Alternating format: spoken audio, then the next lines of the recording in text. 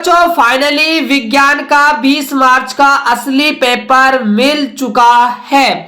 ये बच्चों आपका एकदम ओरिजिनल क्वेश्चन पेपर है, आप देख सकते हो। हम इस वीडियो के अंदर आप सभी बच्चों को इस पूरे पेपर का सॉल्यूशन बताने वाले हैं। तो आप सभी बच्चे इस वीडियो को शुरू से लेकर अंत तक जरूर देखिएगा और चैनल पहली बार आए हो तो मेरे चैनल को सब्सक्राइब भी कर लीजिएगा और वीडियो को अपने दोस्तों के पास शेयर भी कर दीजिएगा। तो देखिए बच्चों, यहां पर आपका लिखा हुआ है माध्यमिक परीक्षा 2024 सेकेंडरी एग्जामिनेशन 2024। विषय है बच्चों आपका विज्ञान। समय है आपका 3 घंटे 15 मिनट।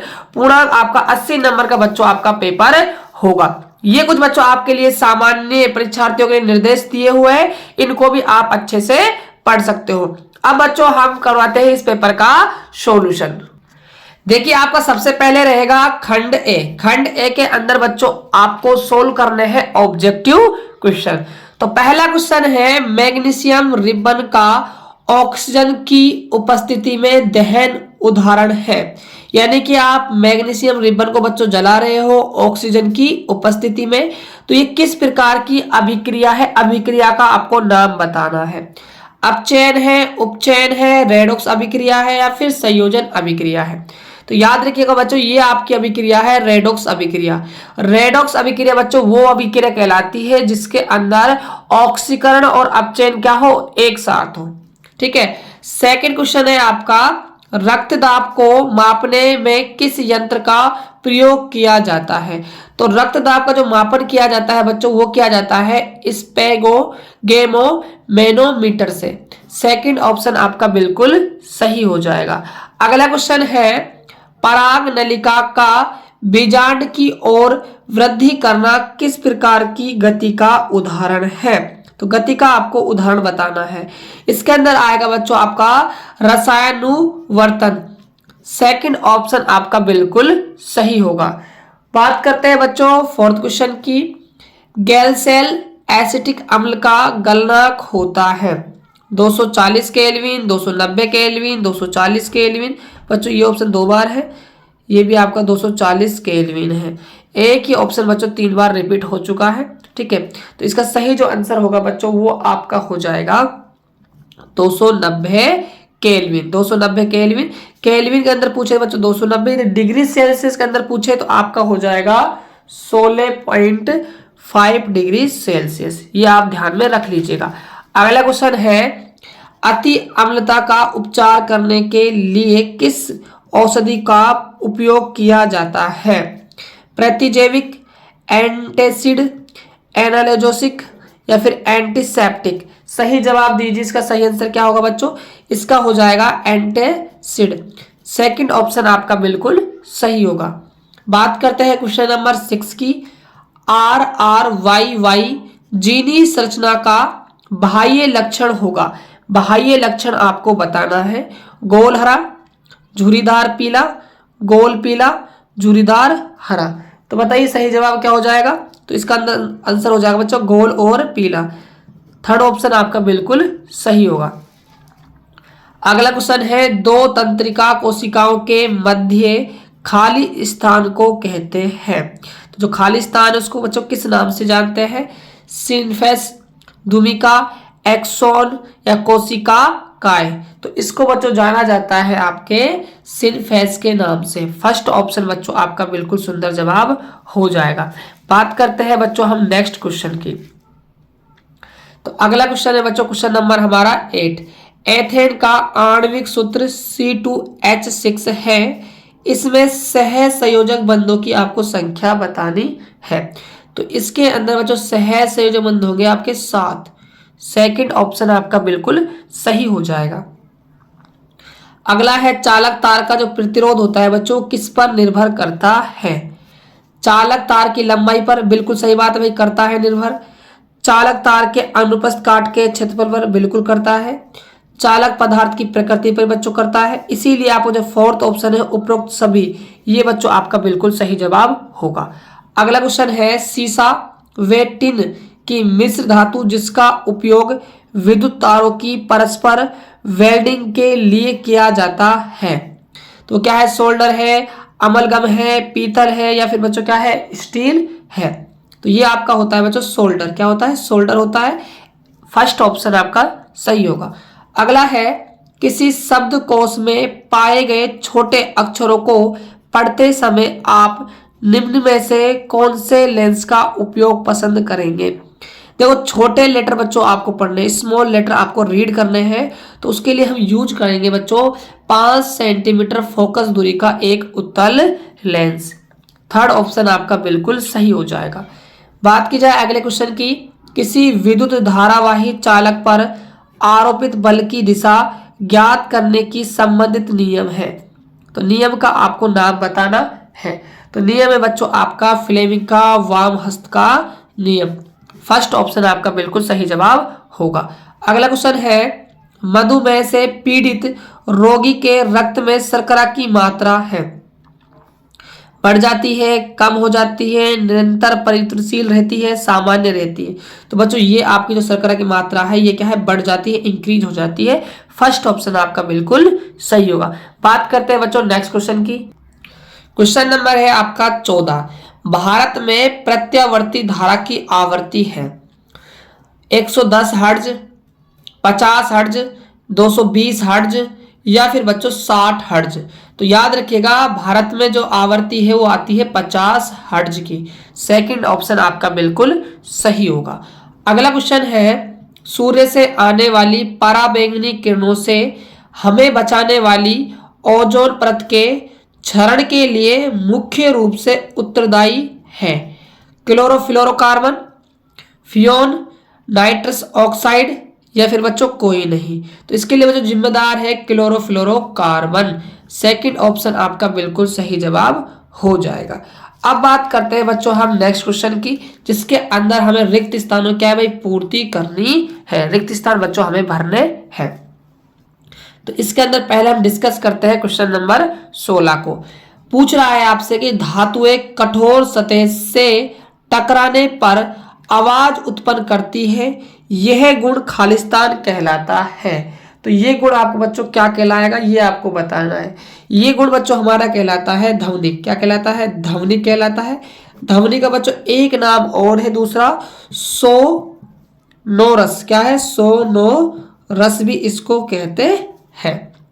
अगला क्वेश्चन है, किसी लेंस की क्षमता उसकी खालिस्तान का व्युत्क्रम होती है। देखिए क्षमता का फॉर्मूला होता है P बराबर 1/f। तो जो पावर है आपकी वो फोकस दूरी क्या होती है भाई? व्युत्क्रमानुपाती होती है। तो आप यहां लिखोगे फोकस लेंथ यानी फोकस दूरी।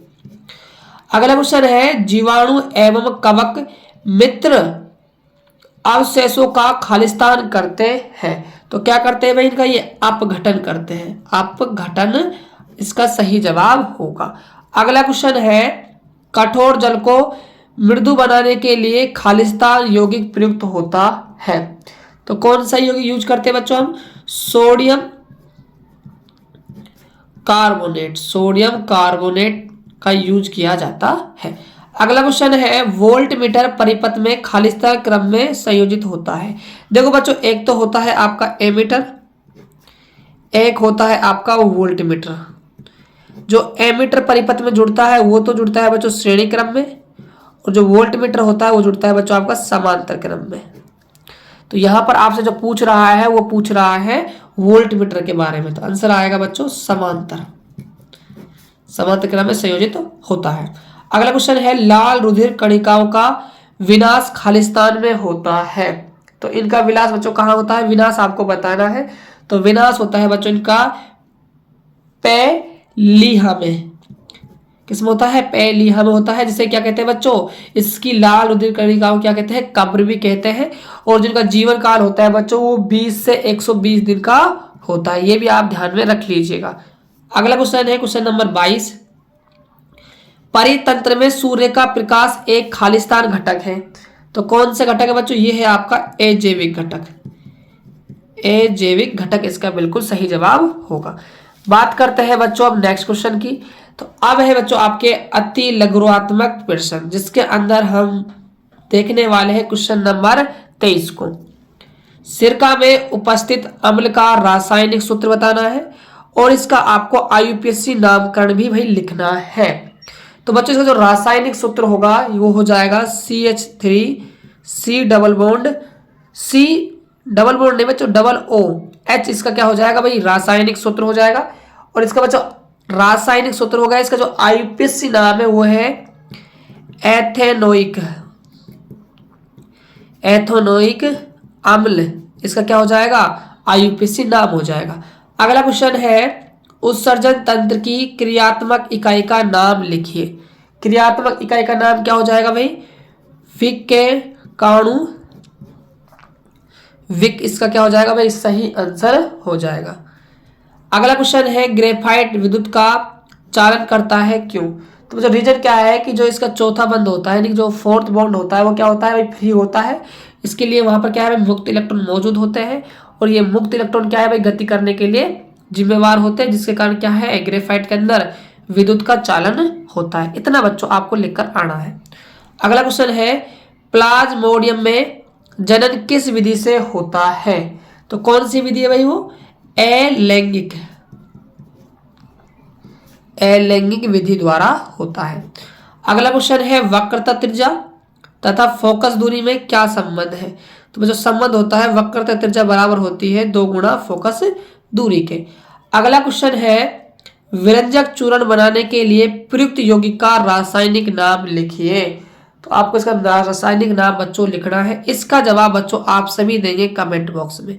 एक सवाल आप सभी के लिए मैं छोड़ रहा हूं, इसका जवाब आपको कमेंट बॉक्स में देना है। यदि बच्चों आपसे नहीं आता है तो आपको कमेंट में लिखना है कि सर हमें क्वेश्चन नंबर 28 का आंसर बता दो, तो मैं कमेंट बॉक्स में बच्चों इसको पिन कर दूंगा, ठीक है। अगला क्वेश्चन है यूएनईपी का पूरा नाम लिखिए। इसका पूरा नाम बच्चों आपको लिखना है। इसका पूरा नाम हो जाएगा संयुक्त राष्ट्र पर्यावरण कार्यक्रम। यदि बच्चों इसकी फुल फॉर्म पूछता है तो फुल फॉर्म हो जाएगी यूनाइटेड नेशन एनवायरमेंट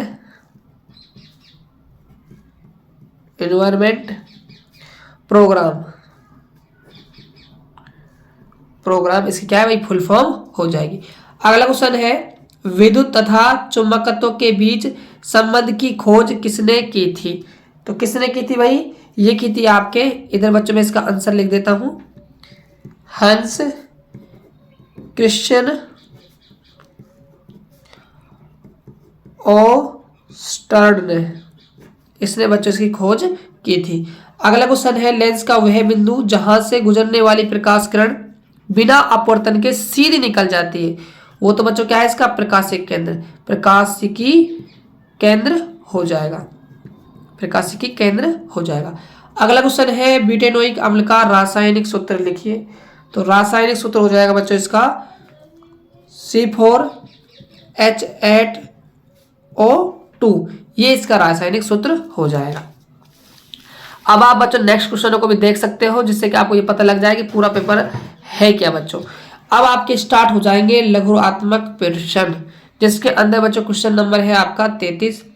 यौगिक एक्स और एल्युमिनियम का उपयोग रेल की पटरियों में दरार को जोड़ने के लिए करते हैं।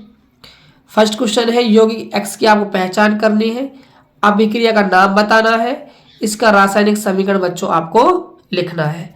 बात की जाए नेक्स्ट क्वेश्चन की, एथेनॉल के औद्योगिक उत्पादन के उपयोग के दुरुपयोग को रोकने के लिए उसमें क्या मिलाते हैं, इसकी थोड़ी सी मात्रा का उपयोग भी घातक हो सकता है, कैसे, ये आपको बताना है। बात करते हैं बच्चों नेक्स्ट क्वेश्चन की, क्वेश्चन नंबर 35 है बच्चों, इसको भी आप आराम से पढ़ लीजिएगा और अच्छे से तैयार कर लीजिएगा। क्वेश्चन नंबर 36 के अंदर आपको क्या करना है, आपको कॉलम ए दिया हुआ है और कॉलम क्या दिया हुआ है, बी दिया हुआ है, इनको बच्चों आपस में क्या है आपको मिलाना है। क्वेश्चन नंबर 37 के अंदर आपको मानव नेत्र का क्या है नामांकित चित्र बनाना है।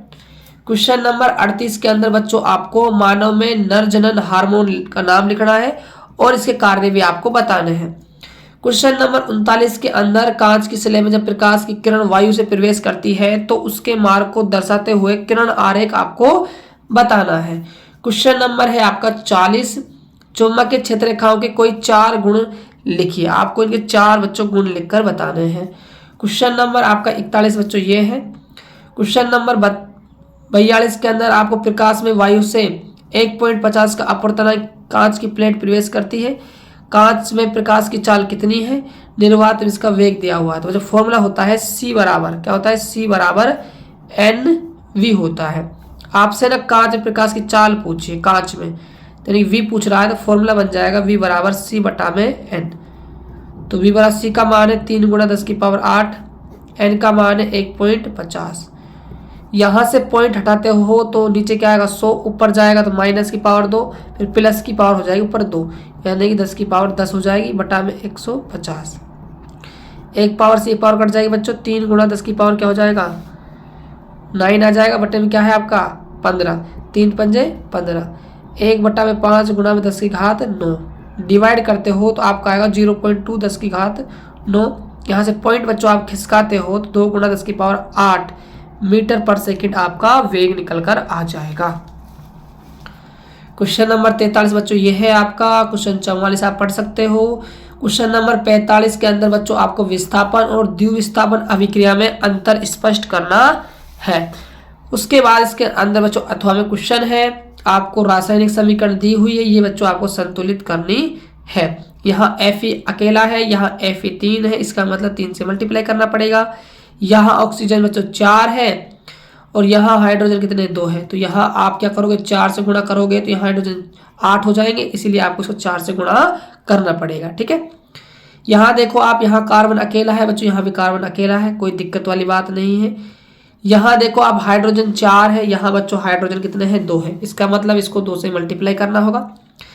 जब आप इसको 2 से मल्टीप्लाई करते हो तो यहाँ ऑक्सीजन 2 हो जाएंगे और ऑक्सीजन 2 यहाँ है, ऑक्सीजन 4 हो जाएंगे, तो इसीलिए फिर आपको यहाँ 2 से मल्टीप्लाई करना होगा, तभी आपकी रासायनिक समीकरण संतुलन अवस्था में हो जाएगी। अगला क्वेश्चन है, मानव में संतति का लिंग निर्धारण कैसे होता है ये बताना है। अथवा के अंदर बच्चों क्वेश्चन है, मेंडल ने मटर के कौन से लक्षणों के बारे में संकरण प्रयोग किया, लक्षणों की सूचीबद्ध कीजिए। क्वेश्चन नंबर 47 बच्चों देख सकते हो आप। क्वेश्चन 47 ये है, अथवा में आपके तारे क्यों टिमटिमाते हैं जबकि ग्रह नहीं टिमटिमाते, कारण स्पष्ट कीजिए, ये आपको करना है। उसके बाद बच्चों आपका आ जाएगा, पूछ रहा है कि निम्नलिखित पादप भागों में किस हार्मोन की सांद्रता अधिक होती है, इनको एक्सप्लेन करना है। थायराइड ग्रंथि से स्रावित हार्मोन का नाम लिखना है, इसके कार्य बताते हुए आयोडीन तत्व की कमी होने से कौन सा रोग होगा नाम लिखना है। ये बच्चों आपका क्वेश्चन है। बात करते हैं हम नेक्स्ट क्वेश्चन की। अब बच्चों आपका आता है खंड देह। अब हम डिस्कस करने वाले हैं खंड देह को। तो खंड देह के अंदर बच्चों ये क्वेश्चन नंबर है हमारा 49।